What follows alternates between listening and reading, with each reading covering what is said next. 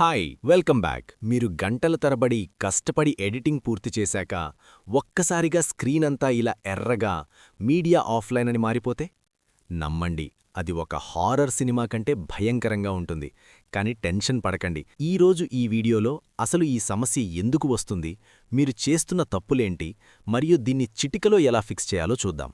సొల్యూషన్స్లోకి వెళ్లే ముందు ఎడిటింగ్ మధ్యలో మీరు అస్సలు చేయకూడని కొన్ని పనులివే. ఇవి గుర్తుపెట్టుకుంటే అసలు మీకు ఈ సమస్యే రాదు. అన్నిటికంటే ముఖ్యమైనది డోంట్ డిలీట్ యువర్ ఫైల్స్. చాలామంది తెలియక చేసే అతిపెద్ద తప్పేంటంటే ఎడిటింగ్ సాఫ్ట్వేర్లోకి వీడియోలు వచ్చేశాయి కదా అని కంప్యూటర్లో ఉన్న ఒరిజినల్ ఫైల్స్ని డిలీట్ చేస్తారు. గుర్తుంచుకోండి, మీరు ఒరిజినల్ ఫైల్ని పర్మనెంట్గా డిలీట్ చేస్తే దాన్ని రీలింక్ చేయడం అసాధ్యం.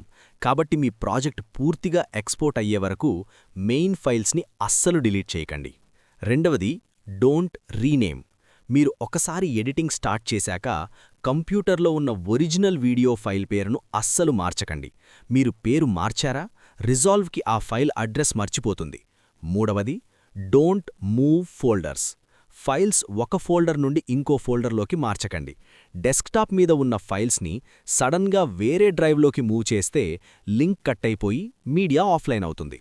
అసలు ఎందుకిలా జరుగుతుందంటే డావించి రిజాల్వ్ మీ వీడియో ఫైల్స్ని తన లోపల దాచుకోదు. అది కేవలం మీ కంప్యూటర్లో ఆ ఫైల్ ఎక్కడ ఉందో ఆ పాత్ని మాత్రమే గుర్తుపెట్టుకుంటుంది. ఆ అడ్రస్లో చిన్న మార్పు వచ్చినా లేదా ఫైల్ డిలీట్ అయినా సాఫ్ట్వేర్కి అది కనిపించదు.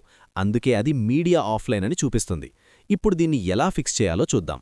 ఒకవేళ మీరు ఫైల్స్ని డిలీట్ చేయకుండా కేవలం మూవ్ లేదా రీనేమ్ చేసి ఉంటే ఈ స్టెప్స్ ఫాలో అవ్వండి.